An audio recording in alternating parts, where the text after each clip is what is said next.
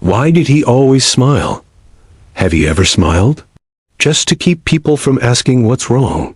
He was always the one who made others laugh. The one who knew everyone's favorite joke. The one who'd say, "I'm fine," even when he wasn't. Funny thing is, no one ever asked him why he smiled so much. Or if he even wanted to. They just needed him to be okay. So, he was. He learned that smiling made people feel better, even if it slowly made him disappear. Behind every joke was a boy begging to be seen. But then one day, he walked into school and didn't smile at all. Something had happened the night before, and it changed everything. If you've ever smiled just to survive, this story is for you. Follow me, not for likes, but because part 2 will show you the moment his smile truly broke. The night before, no one noticed the messages he deleted. Before going to sleep that night, he waited, not for sleep, but for a message from someone who used to reply within seconds. It was her, the one person who used to ask, "Are you okay?" Even when he said he was fine. But lately, even she had gone silent. The clock blinked 3:07 a.m. Still nothing. He stared at the screen, hoping her name would light it up. It never did. And yet, he kept typing things he'd never send. Jokes, memories, miss you. Then, he typed, "Why don't you talk to me anymore?" He stared at it, thumb hovering over send. But he didn't. He deleted it, just like he always did. Because even when his chest screamed for connection, his mind whispered, "Don't bother. No one wants to hear it." So he locked his phone, stared at the ceiling, and felt the silence press into his chest like a weight. That was the night his smile cracked. And in the morning, he wouldn't be able to fake it anymore. In part 3, you'll see the secret ritual he did every night, and why he looked in the mirror like it was the only one listening. Follow this story, not for him, but because maybe you've done the same thing too. His secret routine. Every night, he did the same thing. Alone, quiet, almost like a ritual. He'd walk to the mirror, look at himself, and smile. Not because he felt happy, but because if he could fake it there, maybe he could fake it everywhere else too. He'd whisper, "You're okay. You've got this. It's not that bad." But lately, his voice had started to crack. The smile didn't look convincing anymore. Not even to himself. He noticed how tired his eyes looked, how forced his own words sounded, how the room echoed after he spoke. Because when you lie to the mirror long enough, you start to forget what the truth even feels like. And on that night, as he stood there, trying to smile one more time, he heard something. Not outside, inside, a voice in his head, soft, quiet, and terrifying. It asked him, "What if you never feel better than this?" In part 4, that voice in his head says something even darker. And for the first time, he actually listens. If you've ever looked in the mirror and felt like a stranger, this story is yours too. Follow for part 4.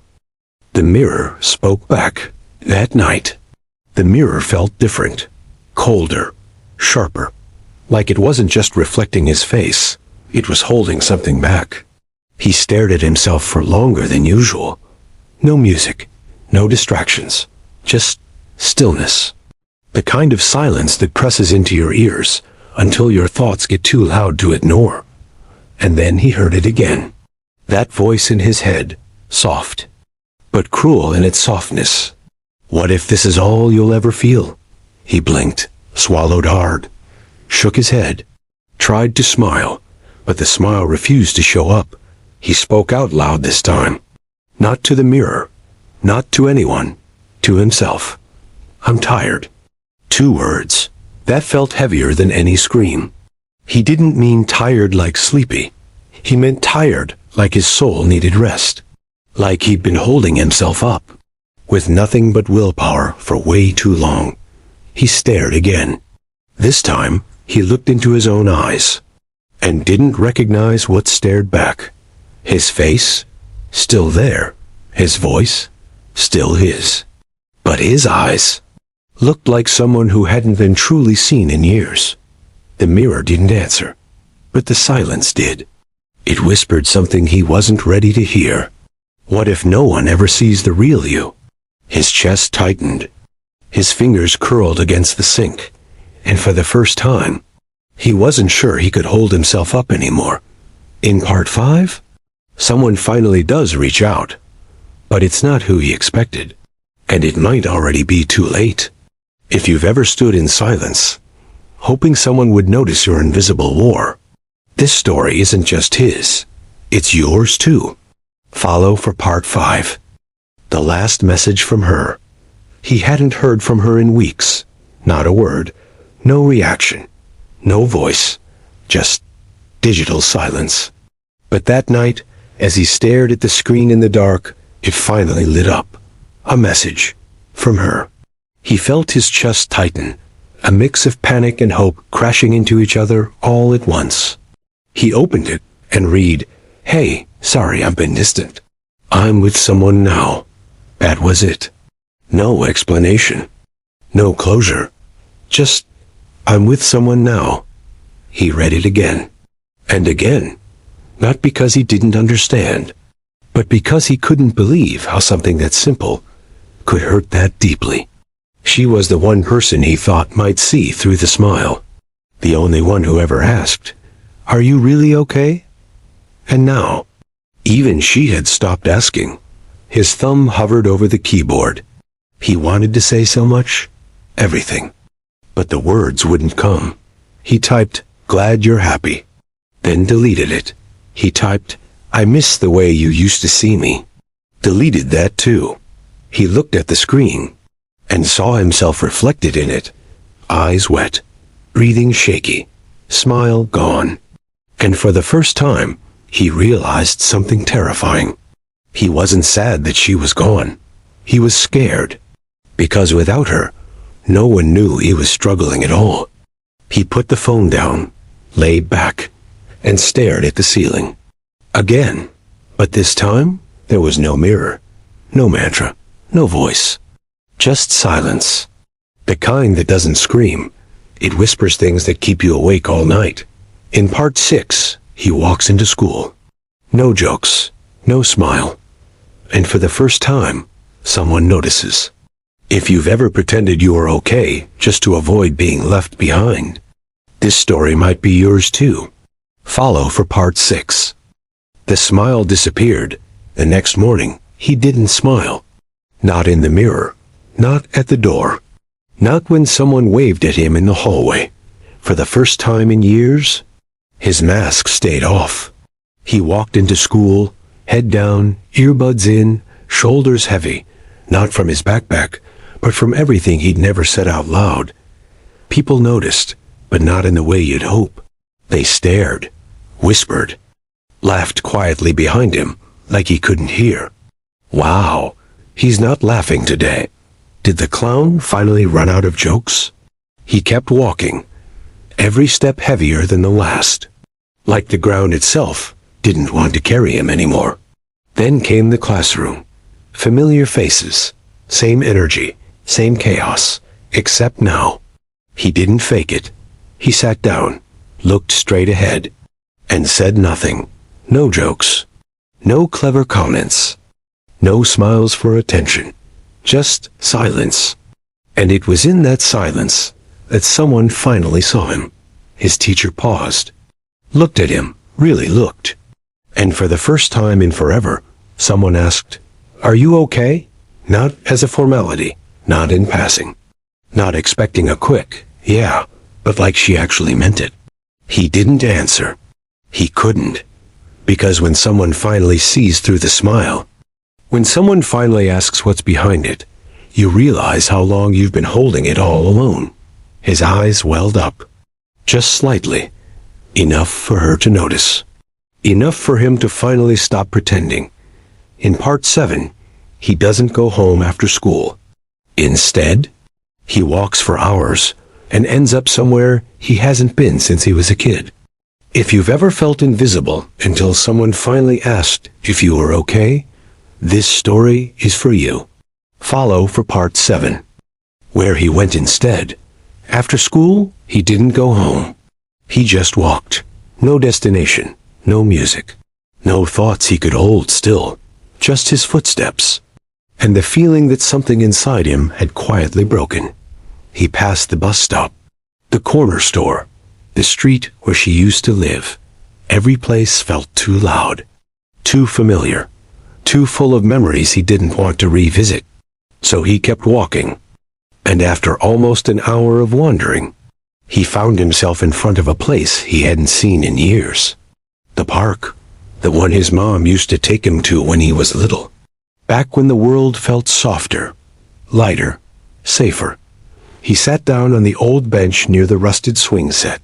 The wood creaked under him like it remembered who he was. The sun was starting to set, golden light filtering through tired branches. He sat there in silence, hands in his hoodie, eyes on the ground, and for the first time in a long time, he let himself feel it. Not anger, not panic, not even heartbreak, just sadness. Pure, raw, unfiltered. Tears formed slowly, not dramatic or loud. Just quiet, like the kind that only fall when the soul is tired of pretending. He didn't wipe them away. He didn't hide, because no one was watching. And in that moment, he wasn't trying to be anything. Not funny, not strong, not okay. Just human. Just a boy on a bench, finally letting the weight go. In part 8, someone sits beside him. A total stranger, but their words might just change everything. If you've ever walked with no destination, hoping to find a piece of yourself again, this story is yours too. Follow for part 8. Part 8. The stranger on the bench. He didn't notice the man at first. He was too deep in his own head, watching the sunlight fade into cold. But then, he heard footsteps. Slow, purposeful. An older man sat down at the other end of the bench. They didn't look at each other, not at first. Just silence, comfortable, and unfamiliar. A few minutes passed. Then the man spoke, softly. "You look tired." He didn't respond, just nodded once. Because sometimes, a single nod says everything. The man waited, then said, "I used to smile like that too. All the time. Until I forgot how to smile for real."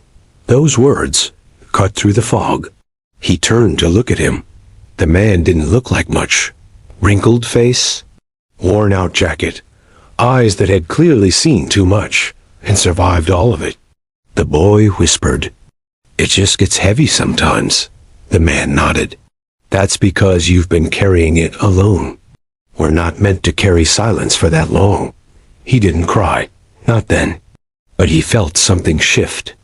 Like someone had just reached inside his chest and touched the part of him he'd buried the deepest. They didn't talk much after that. No long speeches, no advice, just presence. Just knowing that in a world full of noise, someone sat beside him and didn't need him to be okay. Before leaving, the man stood up, reached into his coat, and handed him something folded. A letter. No name, no explanation. Just one line written across the front. Read this when the silence gets too loud. In part 9, he opens the letter, and what's inside feels like it was written just for him. If you've ever been saved by a stranger's kindness, even without them knowing it, this story is also about you. Follow for part 9. Part 9. The letter that broke him. He didn't open the letter right away. He kept it in his hoodie pocket for 2 days. 2 nights. He almost forgot it was there. Until the silence became too loud. It was 2:41 a.m. Couldn't sleep. Couldn't think. Couldn't keep pretending. So he sat up, turned on the lamp, and pulled out the letter. His hands shook a little. Not out of fear, But because some part of him already knew that what was inside was going to hit deeper than anything he'd heard out loud, he unfolded the paper. It was handwritten, careful, messy, human, and it read, "To the one hiding behind the smile, I don't know your name, I don't know your story, but I know your silence. Because I live there too. I know what it's like to make everyone laugh, while feeling completely alone inside. I know the weight of waking up tired, even when nothing happened. I know the pain of wanting someone to ask if you're okay, and also being terrified they might. I know how easy it is to become invisible when you wear the same smile every day. But listen to me, please. You are not invisible. I see you, not the version you show the world, but the part of you that just wants to be held, heard, and allowed to fall apart without losing everything. You are not weak. You are tired. And that's not the same thing. Don't let the silence win. There's still more to your story. Asterisk, asterisk, he finished reading. And for the first time in what felt like forever, he cried. Not a tear. Not two. He broke. Quietly. Completely. Beautifully. Because those words, they weren't just written for him. They were written for every version of him he had hidden from the world. In part 10, he doesn't become a different person. He just becomes someone who doesn't have to pretend anymore. If that letter felt like it was for you too, you already know how this story ends. But you still need to hear it. Follow for part 10. Part 10. He still smiles. But differently now. He still smiles. But it's different now. Not because everything suddenly got better. Not because the pain magically left. And not because someone came to save him. He still smiles. Because now, he knows the difference between hiding and healing. He walks the same hallways, sees the same faces. But he no longer forces himself to be the funny one. He speaks less, listens more, feels everything, and instead of pretending, he pauses. Instead of covering up the quiet, he lets it be. Because now he understands he was never broken, just unheard, unseen, unasked, and slowly, he's learning that it's okay to not be okay in front of people who matter. It wasn't one conversation that changed him, not even one letter. It was all the moments he let himself feel instead of fake. And no, he's not fixed. He's just real. Finally, that's what healing looks like. Not perfection, not constant joy, but a life where you no longer have to wear a mask just to be loved. He still smiles. But this time, it's not for them. It's for him. If you've ever smiled just to survive, if you've ever hidden how tired you are, if you've ever felt like no one saw the real you, this story was for you. Follow me. Not to fix yourself, but so you never walk through this alone again.